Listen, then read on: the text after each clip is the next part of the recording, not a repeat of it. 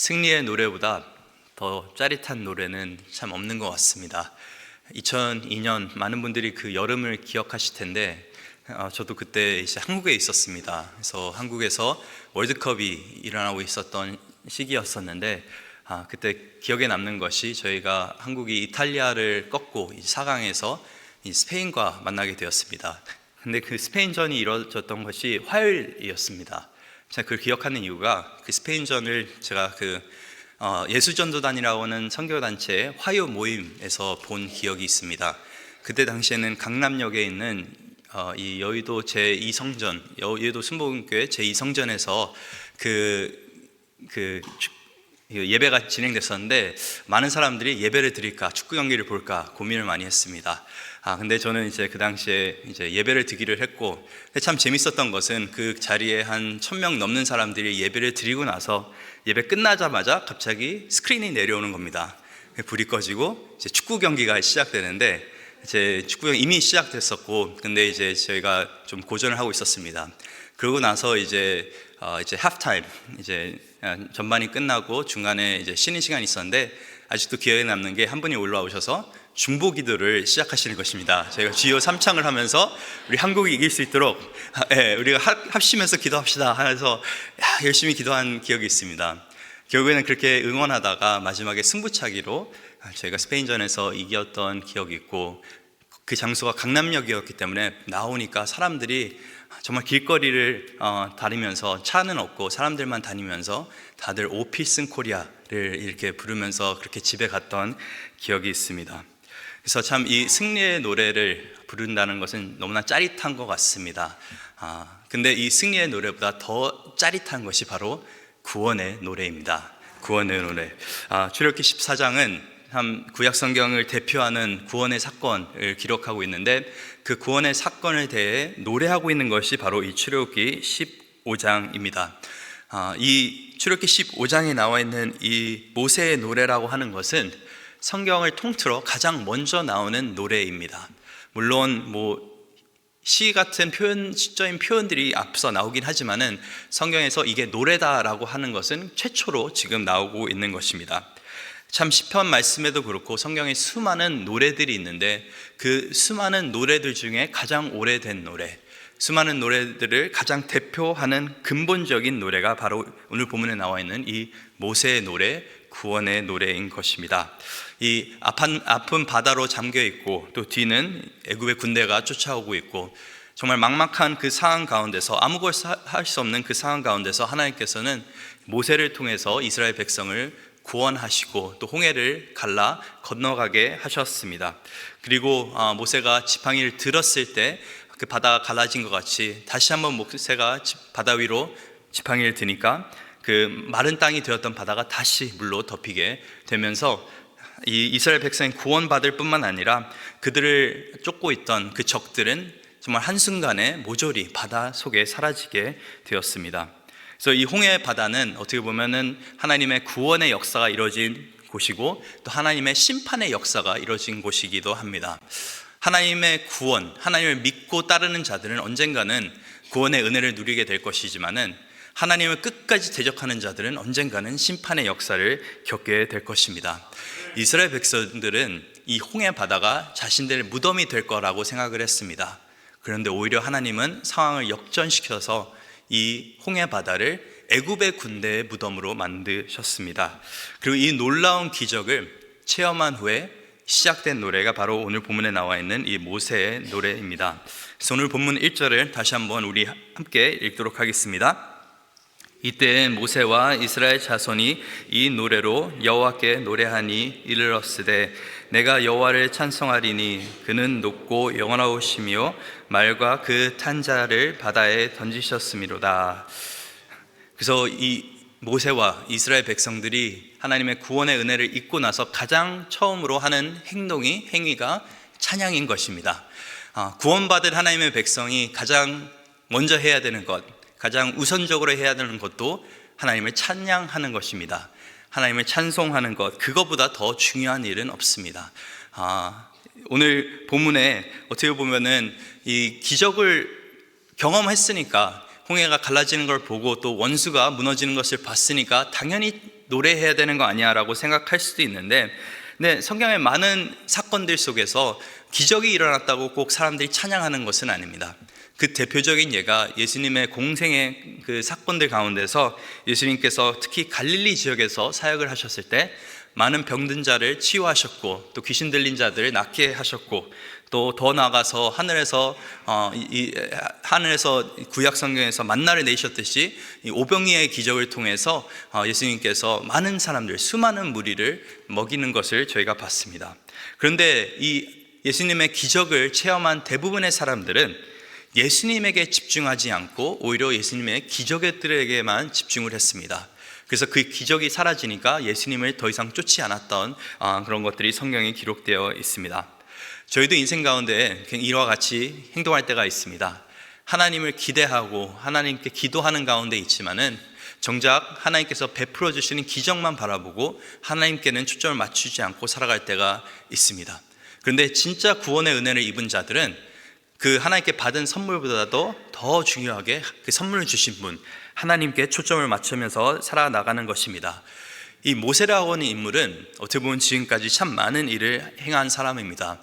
하나님께 택함을 받고 참 어렵게 바로 앞에서 서서 이제 하나님의 말씀을 증거했고, 또 더 나아가서 10가지 재앙을 통해서 또 오늘 보면 나와 있는 이 홍해를 가르는 그런 기적도 어떻게 보면 모세의 손에서, 모세의 지팡이에서 시작됐다고 사람들은 생각할 수가 있습니다. 그만큼 어떻게 보면 모세는 충분히 이 사건 가운데서 자랑할 만한 것들이 많이 있습니다. 그런데 이 가운데서 자기가 이 놀라운 기적을 행했는데, 이 가운데서 모세가 가장 처음으로 하는 것이 바로 오늘 본문에 나와 있는 것이 여호와를 찬양하는 것입니다. 그 말은 뭐냐면은 이 일은 내가 한 것이 아니요 하나님께서 하신 것이다 라고 그렇게 고백하고 있는 것입니다. 오늘 본문에 나와 있는 이 노래가 모세의 노래라고 자주 불리는 이유는 1절을 보면은 모세와 이스라엘 자손들이 모두 함께 부른 노래이긴 하지만은 이 노랫말의 내용을 보면은 모든 것이 1인칭으로 그렇게 적혀 있습니다. 그러니까 개인이 하나님께 고백하는 노래로 되어 있습니다. 그 말은 뭐냐면은 아마도 모세가 먼저 선창을 하면서 이 노래를 부르니까 다른 사람들도 따라 부르지 않았을까라는 생각이 듭니다. 그게 왜 중요하냐면은 사실 모세가 이 상황 가운데서, 지금 홍해를 건넌 상황 가운데서 하나님을 찬양하지 않았다고 한다면은, 하나님께 영광을 돌리지 않았다고 한다면 어떤 일이 일어났겠습니까? 사람들은 아마 모세를 찬양했을 것입니다. 야, 모세 잘했다. 역시 모세만한 사람이 없다. 근데 모세는 자신의 어떤 공로, 자신의 행위를 드러내지 아니하고 그 기적이 일어난 그 순간에, 그 역사가 일어난 그 순간에 가장 먼저 하나님께 영광을 돌렸습니다. 그래서 오늘 본문 2절에 보니까 여호와는 나의 힘이요 노래시며 나의 구원이시로다. 그는 나의 하나님이시니 내가 그를 찬송할 것이요 내 아버지의 하나님이시니 내가 그를 높이리로다. 내가 아니고 하나님께서 이 모든 것을 하셨습니다. 이 지팡이가 아니라 하나님의 강한 손이 이 모든 것을 하셨습니다. 그렇게 하나님께 모세는 철저하게 영광을 돌리고 있는 것입니다. 이 모세가 하나님께 영광을 돌리니까 사람들은 덩달아서 하나님께 영광을 돌리기 시작했습니다. 여러분 삶 가운데는 어떤 노래가 울려 퍼지고 있습니까? 여러분의 입술 가운데서는 어떤 노래가 흘러나오고 있습니까?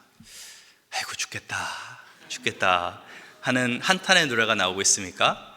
아니면 늘 어떻게 보면은 세상적인 것들에 대해서 노래하고 계시지는 않습니까? 여러분 입술 가운데 감사의 노래가 있습니까? 여호와를 찬양하는 그 노래가 있습니까? 하나님을 높이는 노래가 있습니까?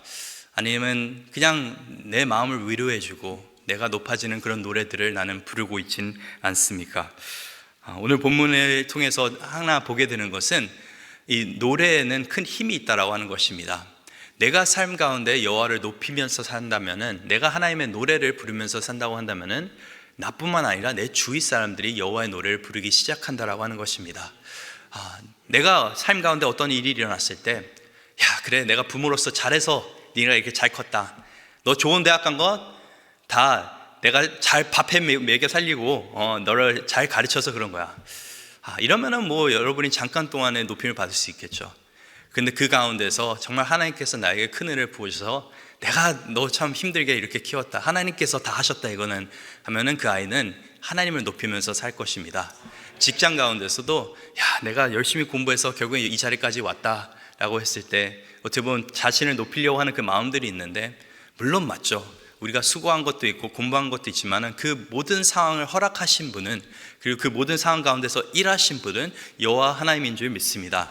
그래서 하나님께 영광 돌릴 때 우리의 자녀들 뿐만 아니라 우리의 배우자도 그렇고 우리의 직장 동료도 그렇고 늘 우리 입술에 어떤 노래가 있느냐에 따라서 우리 주위의 사람들이 영향을 받게 되는 것입니다.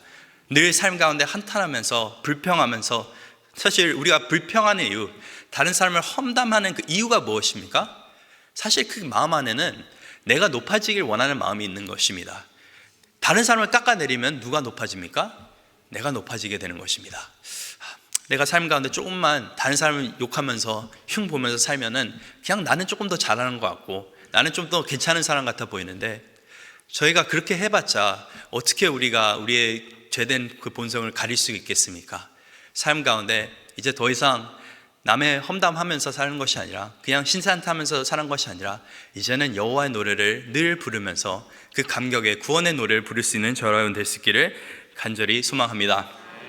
오늘 본문 1절 보니까 내가 여호와를 찬송하리니 그는 높고 영화로우시며 말과 그 탄 자를 바다에 던지셨음이로다. 사실 이 표현이 시적인 표현인 것인데, 엄밀히 말하자면은 하나님께서 이들을 바다에 던지신 것이 아니라 바다가 이들을 삼킨 것이죠. 그런데 왜 굳이 여기서 하나님께서 내가 이 사람들을 바다에 던졌다라고 표현하는 것일까요?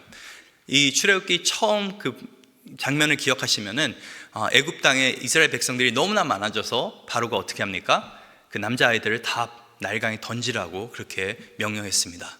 근데 아이러니하게도 참 재밌게도 정작 나일강에 아니면 그 바다의 물에 던짐을 받은 사람들은 이 히브리 사람들이 아닌 애굽 사람들이었다라고 하는 것입니다. 그 모든 상황을 역전시키는 하나님, 그 짜릿한 승리를 일구신 하나님은 바로 여호와 하나님인 줄 믿습니다. 이 구원의 사건을 통해서 단순하게 하나님의 능력만 이 모세와 이스라엘 백성들이 체험한 것이 아니라, 이제는 이 하나님이 멀리 계신 분이 아니라 가까이 계신 분이라는 것을 이 사람들이 경험하기 시작합니다. 오늘 본문 2절에 나의 하나님이요 나의 구원이시로다, 나의 하나님이시니 내가 그를 찬송할 것이다, 내 아버지의 하나님이시니 내가 그를 높이리로다. 구원받은 하나님의 백성은 더 이상 하나님에 대해서 알기만 하는 것이 아니라 그 하나님이 나의 하나님이 되는 줄 믿습니다. 교회에 오랫동안 아이들이 다닐 수 있습니다.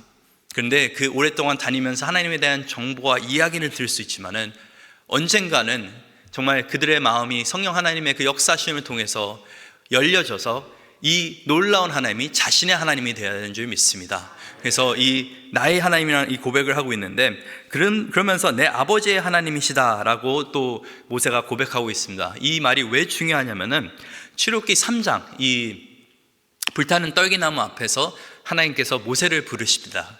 그리고 맨발바닥으로 그렇게 하나님 앞에 서 있는 모세에게 하나님께서 명령하십니다. 또 이르시되 나는 내 조상의 하나님이니 아브라함의 하나님, 이삭의 하나님, 야곱의 하나님이니라.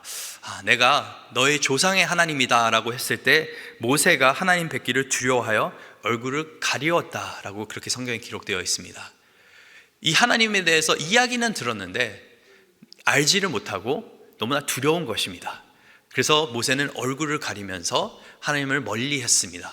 근데 이 구원의 사건을 통해서 모세의 삶 가운데 이 놀라운 하나님, 이 거룩한 하나님이 가깝게 느껴지기 시작하는 것입니다.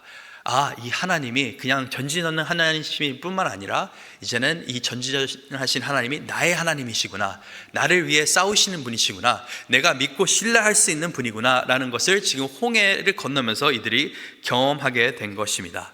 그래서 놀라운 구원의 그 은혜가 이들 삶 가운데 임하게 되는 것인데, 우리 삶 가운데도 큰 은혜는 물론 우리가 죄에서 사망에서 건짐을 받았습니다. 십자가를 통해서 우리가 새로운 삶을 얻게 되었는데, 그 삶 가운데 가장 큰 위대한 선물은 이제 하나님이 나의 하나님이 된다는 것입니다. 이제는 내가 죄 가운데서 하나님을 피해 다니면서 두려워하면서 숨으면서 살 필요가 있는 것이 아니라 그 거룩한 하나님 앞에서 내가 예수 그리스도의 보혈로 인해서 떳떳하게 설 수가 있다라고 하는 것입니다. 정말 보잘것없는 내가, 하나님을 아바 아버지라 부르면서 살 수 있다라고 하는 것이고, 필요할 때 언제든지 하나님은 얼마나 바쁘십니까? 이 세상의 모든 것을 다 하시는 분이신데 우리가 기도할 때 하나님이 들으신다라는 것입니다. 그것은 하나님이 나의 하나님이 되고 하나님께서 우리를 나의 백성이라고 그렇게 부르시기 때문에 되는 것입니다. 그것이 바로 출애굽기 6장에서 하나님께서 약속하셨던 거 아닙니까? 내가 이 백성의 하나님 될 것이고 너희가 나의 백성이 될 것이다. 새로운 관계는 구원의 역사 속에서 이루어지는 것을 볼 수가 있습니다. 그래서 오늘 본문에서 놀라운 구원의 은혜에 대해서 보고 있는데, 또 놀라운 하나님의 심판에 대해서도, 또 그 공의에 대해서도 우리가 보게 됩니다. 오늘 본문 4절입니다. 그가 바로의 병거와 그의 군대를 바다에 던지니 최고의 지휘관들이 홍해를 잠겼고 깊은 물이 그들을 덮으니 그들이 돌처럼 깊음 속에 가라앉았도다. 여호와여, 주의 오른손이 권능으로 영광을 나타내시니이다. 여호와여, 주의 오른손이 원수를 부시니이다. 그래서 참 이 모세가 계속적으로 고백하고 있는 것은 그 세계 최고의 군대가, 그렇게 정말 무서웠던 군대가 하나님 앞에 정말 한순간에 없어졌다라고 하는 것입니다. 무기력하게 무너졌다라고 하는 것을 말하고 있습니다. 우리가 이 세상 가운데서 참 무서운 것들이 많이 있습니다. 돈도 무서울 때가 있고, 또 권력 있는 사람이 무서울 때가 있고, 참 어떻게 보면은 이 세상 가운데 하나님을 두려워하지 않고 하나님을 대적하며 사는 사람들이 승승장구하는 것처럼 보이는데, 그 사람들이 결국에는 하나님의 심판대 앞에 서게 될 것입니다. 인간이 아무리 강하더라도 하나님 앞에서는 아무것도 아닌 것을 오늘 본문에서 계속적으로 모세는 노래하고 있는 것입니다. 그래서 오늘 본문 7절에 보니까 주께서 주의 큰 위엄으로 주를 거스리는 자를 엎으시니이다. 주께서 진노를 발하시니 그 진노가 그들을 지푸라기 같이 사르니이다. 여기서 지푸라기라고 하는 그 표현은 이것도 앞에 나왔던 내용이죠. 이스라엘 백성들이 너무나 힘들어서 그렇게 벽돌 만드는 것 좀 줄여달라고 얘기했을 때 바로가 오히려 어떻게 얘기했습니까? 저들에게 지푸라기도 주지 말아라.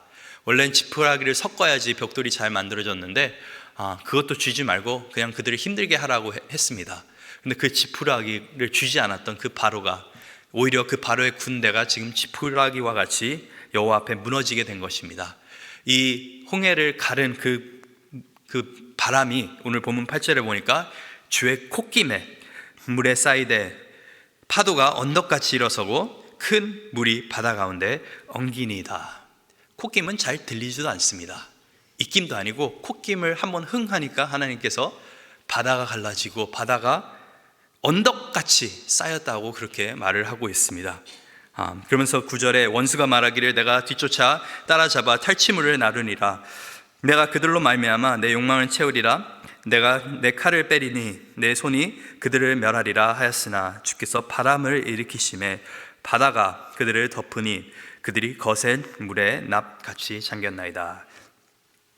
많은 사람들이 이 출애굽기 사건을 보면서 저거는 어쩌다가 이 밀물 썰물 해가지고 바다가 갈라졌을까라고 말을 한 사람들이 있습니다. 그 사건이 신화처럼 이렇게 번져나가게 된 것이라고 말하는 사람도 있습니다. 어떤 사람들은 이런 기적적인 일들 때문에 성경을 믿지 못하겠다라고 하는 경우가 있습니다. 왜냐하면 과학적으로 이것이 설명되지 않기 때문에. 근데 그렇게 말씀하시는 분들에게 참 우리가 질문해야 봐야 되는 것은, 과학과 기적이 같이 존재할 수 있는 것인가? 같이 존재 못합니다. 저도 이제 대학교 때 생화학을 전공했었는데, 과학의 정의가 뭐냐면은 과학은 관찰에서 시작이 됩니다. 끊임없이 관찰하는 가운데 그 관찰 속에서 법칙을 찾게 되는 것이고, 그 법칙을 실험으로 통해서 이런 법칙이 항상 펜을 떨어뜨리면은 늘 이게 떨어지구나, 그러면서 중력이라는 법칙이 생기는 것입니다. 무슨 말이냐면은 여러 번 관찰할 수 있는 것이 과학의 진리로 번지게 되는 것입니다. 근데 기적이라고 하는 것은 무엇입니까? 여러 번 이렇게 볼 수 있는 것이 아닙니다. 단 한 번의 관찰. 그러니까 과학의 정의에 기적이 들어갈 수가 없는 것입니다. 그래서 어떻게 보면 과학과 기적이 같이 존재하지 못한다라고 하는 것은 굉장히 미련한 소리입니다. 말하면 입술 떨리는 소리입니다. 당연한 것입니다. 왜냐하면 기적과 과학의 정의 자체가 다르기 때문에 그런 것입니다. 그래서 하나님께서 과학을 만드셨고 여러 가지 법칙을 만드셨고 이 우주 만물을 어떤 하나님만의 법칙을 가지고 그렇게 운영하시긴 하시지만은 그 법칙 위에 계신 분이 바로 여호와 하나님이신 줄 믿습니다. 그래서 저는 기적이 일어나도 별로 놀랍지가 않습니다. 왜냐하면은 과학을 만든 분도 하나님이시고 기적을 베푸시는 분도 하나님이시기 때문에 그렇습니다. 오늘 본문에 분명히 말하는 것은 이것은 우연히 자연의 현상으로 이루어진 것이 아니라 하나님의 콧김으로 하나님께서 바람을 일으키셔서 이 사건이 이루어졌다고 말하고 있는 것입니다. 우리가 왜 이것을 온전히 받아들일 수 있습니까? 하나님께서는 더하신 것도 하실 수 있는 분이십니다.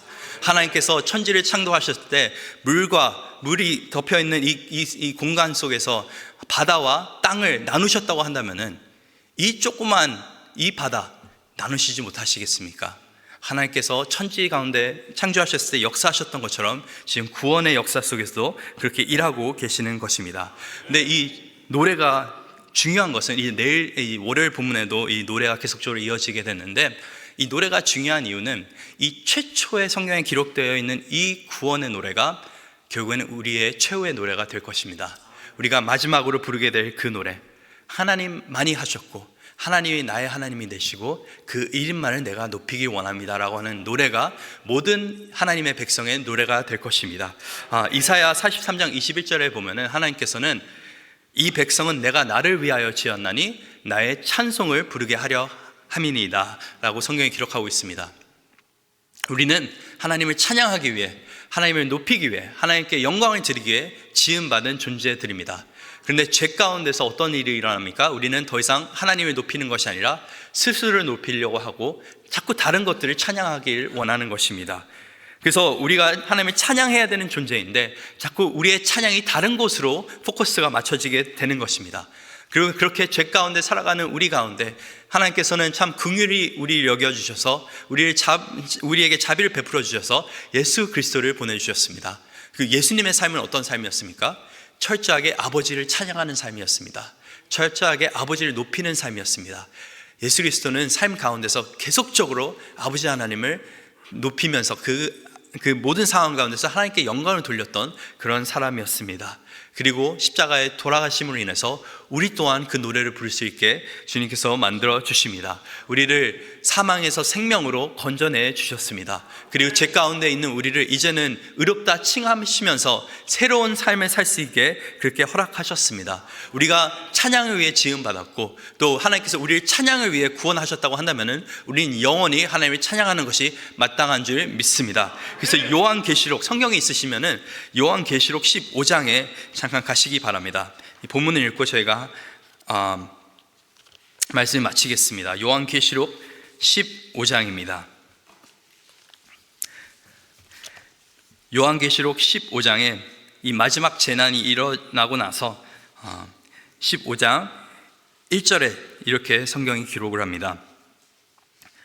또 하늘에 크고 이상한 다른 이적을 보매 일곱 천사가 일곱 재앙을 가졌으니 곧 마지막 재앙이라 하나님의 진노가 이것을 마치리로다. 마지막 때를 말하고 있는 것이죠. 또 내가 보니 불이 섞인 유리 바다 같은 것이 있고 짐승과 그의 우상과 그의 이름수를 이기고 벗어난 자들이 유리 바닷가에 서서 하나님의 검은 고를 가지고 하나님의 백성을 말하고 있는 것입니다. 하나님의 종 모세의 노래, 어린 양의 노래를 불러 이르되 주 하나님 곧 전능하신 이시여 하시는 일이 크고 놀라우시도다. 만국의 왕이시여 주의 길이 의롭고 참되시도다. 주여 누가 주의 이름을 두려워하지 아니하며 영어롭게 하지 아니하리오리 이까 오직 주만 거룩하시니이다. 주의 의로우신 일이 나타났음에 만국이 와서 주를 경배하리이다. 그래서 어린 양의 노래가 결국은 모세의 노래였던 것이었습니다. 이 모세가 부르고 있는 이 구원의 노래는 결국에 언젠가는 우리가 한 몫을 부르게 될 어린 양의 노래를 나타내는 그림자일 뿐인 것입니다. 그렇다고 한다면은 우리가 삶 가운데 이 찬양을 좀 회복해야 될 줄 믿습니다. 우리가 하나님을 높이는 삶을 회복해야 될 줄 믿습니다.